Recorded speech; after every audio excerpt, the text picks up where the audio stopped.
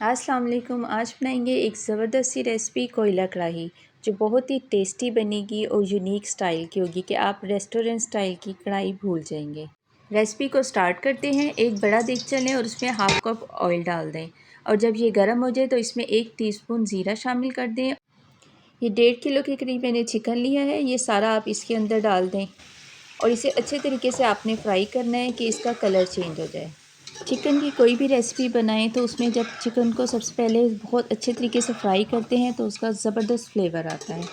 اب اس کے لیے 3 سے 4 ٹماٹر لیے ہیں، یہ فریز ہوئے تھے، اس کا میں نے چھلکا اتار دیا ہے۔ اس کی پیوری بنا لیں گے، اور یہ 2 سے 3 پیاز ہیں، اس کو پہلے میں بوائل کروں گی، پھر اس کا پیسٹ بناؤں گی۔ چکن فرائی ہو گیا، اب اس میں 2 ٹیبل سپون لہسن پیسٹ ڈال دیں اور 2 ٹیبل سپون ادرک پیسٹ۔ کڑھائی میں ادرک لہسن زیادہ استعمال کیا جاتا ہے اور اسے اچھے طریقے سے ادرک لہسن کے ساتھ بھون لیں۔ کڑھائی بنانے کا یہ ایک ٹرک ہوتا ہے کہ بہت زیادہ ہر مسالے کے ساتھ چکن کو فرائی کیا جاتا ہے۔ اب جو ٹماٹر کا ہم نے پیسٹ بنایا تھا وہ بھی اس میں شامل کر دیں۔ اب ٹماٹر کو اتنے اچھے طریقے سے بھوننا ہے چکن کے ساتھ کہ یہ اچھے طریقے سے اس کا آئل نکل آئے۔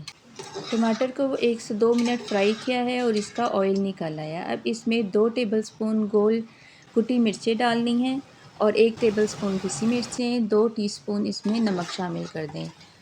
کوئی بھی ریسپی آپ بنائیں تو اس میں نمک اور پیسی مرچیں اپنے ٹیسٹ کے مطابق شامل کیا کریں، اور 2 ٹیبل سپون بھر کے آپ نے ثابت دھنیا پسا ہوا یہ شامل کرنا ہے، اور جو پیاز کی پیوری بنائی تھی ہم نے وہ بھی اس میں شامل کر دیں، اور بس چکن کو بھونتے جائیں۔ پیاز کو بھی اتنا فرائی کرنا ہے کہ اس کا پانی خشک ہو جائے۔ پیاز کا بھی پانی خشک ہو گیا، اب اس میں 1 پیالی دہی شامل کر دیں گے، اور اس کی بھی ہم نے بہت اچھے سے بھنائی کرنی ہے کہ دہی کا پانی خشک ہو جائے اور آئل نکالنا ہے۔ اگر ہم دہی، پیاز اور ٹماٹر اکٹھے ڈال کے بھنائی کرتے تو بہت زیادہ ٹائم لگنا تھا، اس لیے 1 بائی 1 ہم ڈالتے ہیں اور ساتھ ساتھ بھنائی کرتے جاتے ہیں۔ اب اس کا ایک سیکرٹ ہے کوئلے کڑاہی کا جو بہت ہی زبردست فلیور آتا ہے اس کا، وہ ہے کسوری میتھی۔ اسے کرش کر کے یہ بھی آپ نے اس میں شامل کر دینی ہے اور اسے مکس کر دینا ہے اچھے طریقے سے۔ اب اس میں 5 سے 6 عدد ہری مرچیں ڈال دیں اور تھوڑی سی ادرک کٹ کر کے وہ بھی اس میں شامل کر دیں، اور اسے بھی چکن کے ساتھ بھون لیں، اور گارنشنگ کے لیے ہم نے تھوڑی سی علیحدہ رکھی ہے۔ یہ بہت ہی زبردست کڑھائی تیار ہو رہی ہے کہ جو بھی کھائے گا وہ انگلیاں ہی چاٹتا رہ جائے گا۔ اب اس کے رچ فلیور کے لیے 1 ٹی اسپون کالی مرچیں شامل کر دیں اور اسے مکس کر دیں۔ اب اس میں تھوڑا سا پانی ڈال کر 1 سے 2 منٹ کے لیے دم میں رکھ دیں۔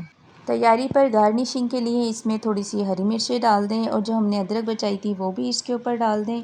اب اس کے باربیکیو فلیور کے لیے کوئلہ کڑھائی کے ٹیسٹ کے لیے ہم چھوٹی سی اس پہ کٹوری رکھیں گے اور ایک کوئلہ جلا کر اس پہ رکھ دیں گے، اور ساتھ ہی اس میں تھوڑا سا آئل ڈالیں گے کہ اس میں سے اسموک نکلے گا اور اس کا فلیور چکن میں آ جائے گا، اور یہ کوئلہ کڑھائی ریڈی ہو گئی ہے۔